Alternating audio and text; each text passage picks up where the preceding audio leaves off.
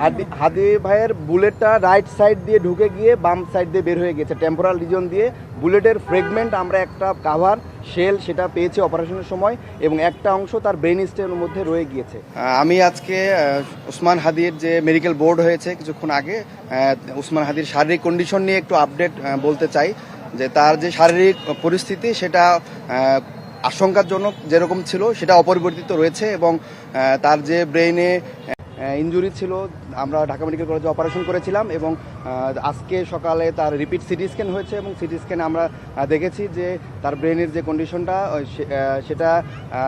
অপরিবর্তিত রয়েছে এবং সেই পরিস্থিতি যে ব্রেনের স্টেমে যে ইনজুরিটা ছিল সেটা মারাত্মকভাবে ক্ষতিগ্রস্ত হয়েছে এবং ব্রেনে ইস্কেমিয়া আমরা দেখেছি যে অক্সিজেন স্বল্পতা যেটা আমরা লক্ষ্য করেছিলাম সেটা আরও প্রমিনেন্ট হয়েছে এবং ব্রেনের যে বিভিন্ন জায়গাতে তার ম্যাসিভ ব্লাড ট্রান্সফিউশনের জন্য 6 ব্যাগ ব্লাড এবং 5 ব্যাগ ফ্রেশ ফ্রোজেন প্লাজমা পেয়েছে। সেটার ইফেক্টে ডিসেমিনেটেড ইন্টারভাস্কুলার যে কোয়াগুলেশন হয়েছিল সেটা এখন ম্যানেজেবল কন্ডিশনে আছে, কিন্তু সেটার কারণে ব্রেনের যে বিভিন্ন জায়গাগুলোতে সেগুলোতে রক্তগুলো জমাট বেঁধে আছে বলে আমরা সিটি স্ক্যানে দেখেছি এবং যে পাশে অপারেশন হয়েছে সেই পাশে ব্রেনটা একটু চাপ দিয়ে ওই পাশে ঠেলে দিচ্ছে এরকম করে আমরা পরিলক্ষিত করেছি এবং ব্রেনের পাশাপাশি তার কিডনি অপারেশনের মধ্যে এবং অপারেশনের আগে খুব একটা ফাংশনিং ছিল না, সেটা ফিরে এসেছে এবং সেটার ইউরিন আউটপুট এখনও কন্টিনিউ আছে এবং 4 লিটার ইউরিন আউটপুট, সেই হিসেবে ফ্লুইড ব্যালেন্স থেকে শুরু করে তার নর্মাল কিডনি ফাংশনিং চলছে এবং লাইফ সাপোর্টে তার ফুসফুসের যে কন্ডিশন ছিল সেটা অপরিবর্তিত রয়েছে। ড্রেনে কিছু কালেকশন থাকার কারণে ড্রেন টিউবটাও অপরিবর্তিতভাবে রাখা হয়েছে এবং তার যে আদার অর্গানগুলো সেগুলো লাইফ সাপোর্টের মধ্যে দিয়ে কন্টিনিউ করা হচ্ছে। এখন আপনারা দেশবাসী সবাই তার জন্য দোয়া করবেন এবং আমরা বলতে চাই যে এই যে তাকে হেডশুট করা হলো এবং সেটা আমরা দেখেছি যে আমি একজন সার্জন হিসেবে বলতে চাই খুব এক্সপার্ট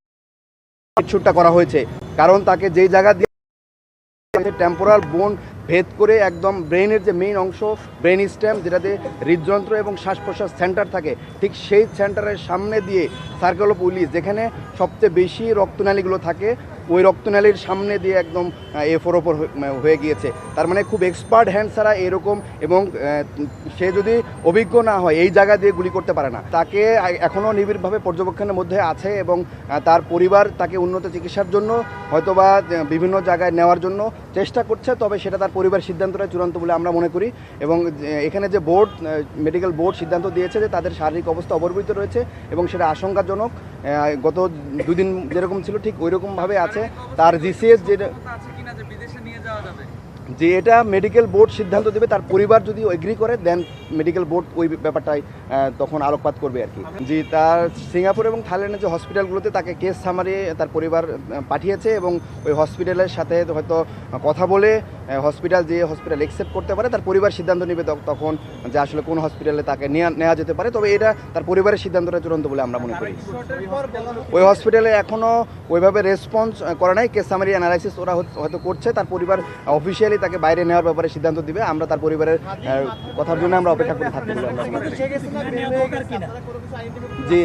হাদি ভাইয়ের বুলেটটা রাইট সাইড দিয়ে ঢুকে গিয়ে বাম সাইড দিয়ে বের হয়ে গেছে টেম্পোরাল রিজন দিয়ে। বুলেটের ফ্রেগমেন্ট আমরা একটা কাভার শেল সেটা পেয়েছি অপারেশনের সময় এবং একটা অংশ তার ব্রেন স্টেমের মধ্যে রয়ে গিয়েছে এবং সেটা খুব বেশি বুলেট ফ্রেগমেন্ট হয়ে একটা অংশ বাইরে গিয়েছে এবং একটা অংশ ব্রেন স্টেমে রয়ে গেছে এবং একটা শেল বুলেটের কাভার আমরা অপারেশনের সময় বের করতে পেরেছি। যে তার কনজারভেটিভ ম্যানেজমেন্ট চলছে, তার ব্রেনে যে ইডেমা আছে চাপ আছে সেগুলোর জন্য মেডিকেল যে ম্যানেজমেন্ট পসিবল, এটা যে কোনো বিশ্বের সাথে ওয়ার্ল্ড ক্লাস স্ট্যান্ডার্ড তার চিকিৎসাটাই চলছে, তো সেটা কনজারভেটিভ ম্যানেজমেন্টে চলছে এবং ফার্দার কোনো সার্জারি লাগবে না বলে আমরা মনে করি। তারপরে যদি বোর্ড মনে করে যে না নেক্সট কোনো প্রসিডিউরে যেতে হবে তাহলে সেই বোর্ডের সিদ্ধান্ত অনুসারে সেই প্রসিডিউরে যা পসিবল হবে। জিসিএস তার এখনও 3 আর E1 VT M1 আমরা মেডিকেলের ভাষায় বলি, তো জিসিএস যেরকম অপারেশনের আগে ছিল অপারেশনের সময় যেরকম ছিল ঠিক এখনও ওই পর্যায়ে আছে। যে মাথায় যে গুলিটা ফ্রেগমেন্ট হয়ে ভাগ হয়ে একটা অংশ বের হয়ে চলে গিয়েছে আর অল্প ছোট একটা অংশ ব্রেন স্টেমে রয়ে গিয়েছে এবং একটা গুলির কাভারিং আমরা অপারেশনের সময় বের করতে পেরেছি।